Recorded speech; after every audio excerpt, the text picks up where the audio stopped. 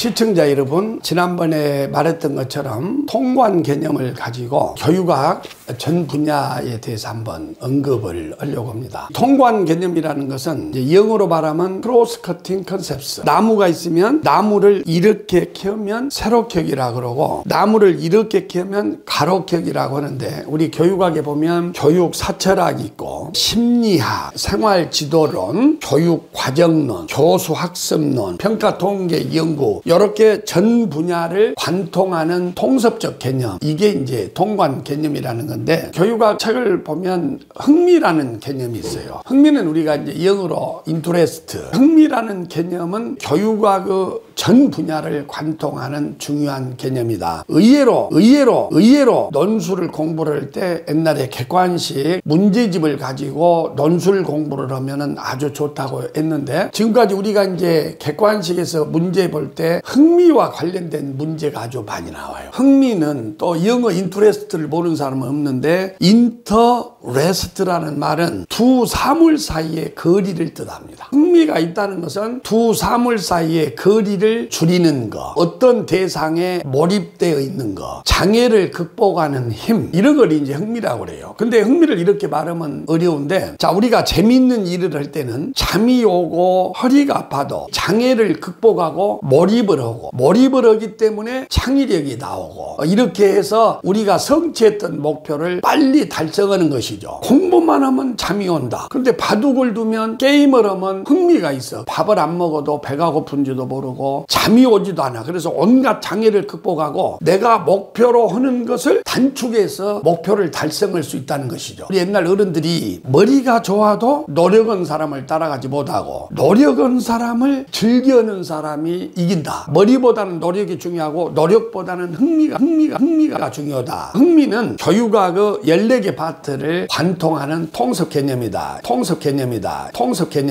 이렇게 이제 말할 수 있습니다. 나는 이 교육학의 논술을 준비를 할 때 통관 개념을 가지고 여러분이 준비를 해라고 그랬는데, 막연히 논술 교재로만 이렇게 애매하게 써지면 흥미의 개념이 명확하게 드러나지 않으니, 객관식 문제집이나 번호가 개조식으로 붙어 있는 걸 가지고 공부를 하되, 이것이 교사에게 어떻게 활용되느냐를 생각해서 공부를 해란 겁니다. 예를 들면 교사는 무슨 일을 하죠? 가르치는 일을 해. 그러면 좋은 선생님은 잘 가르치는 것이고, 잘 가르친다는 것은 재미있게 가르치는 것을 의미합니다. 공부를 하다 보면 교수 학습의 원리란 것이 있어요. 자발성의 원리, 사회화의 원리, 통합의 원리, 직관의 원리, 이런 여러 가지가 있는데, 자발성의 원리란 건 뭐냐면, 강제로 어떤 일을 시키지 말고 자기 주도적으로 하게끔 수업 내용을 조직하고 가르칠 때 그 아이는 몰입을 하게 되고 창의력이 나오고 쉽게 어떤 것을 배울 수 있다, 이런 얘기입니다. 흥미라는 개념을 사철학에서는 누가 최초로 언급했느냐? 그것은 플라톤이 그랬어요. 플라톤은 교육은 놀이여야 한다.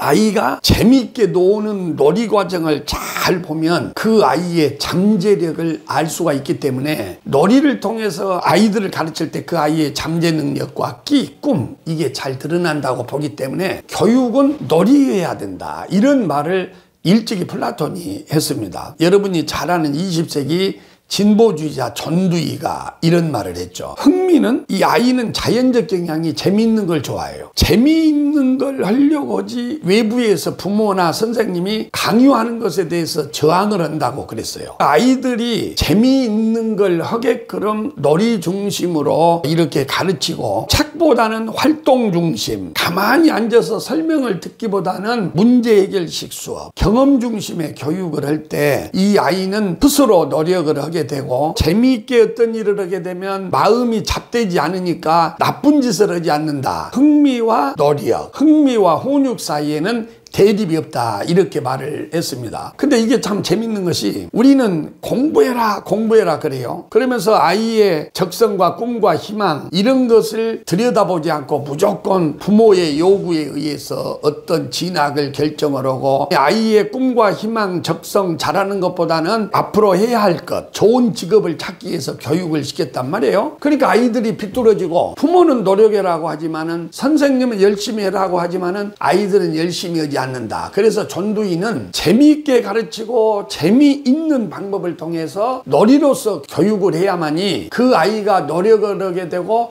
바르게 성장하니 재미있게 가르치는 것만이 가장 그 아이를 건전하게 성장시키는 디딤돌이다. 이렇게 말을 했어요. 교육과정도 교과 중심으로 가르치지 말고 어떤 것을 경험을 통해서 활동 중심으로 가르쳐라. 우리가 가만히 앉아서 선생님의 설명식 수업을 듣는 것보다는 내가 무엇을 갖다가 조립해보고 또 내가 주가 돼서 해볼 때 재미있게 하는 것이거든요. 수업이 너무 재미있게 되고 놀이 중심으로 되면 이게 공부도 아니고 뭣도 아니다 그럴 때 재미있게 가르치는 것이 가장 건전한 성장을 도모한다. 이렇게 말을 했던 것이죠.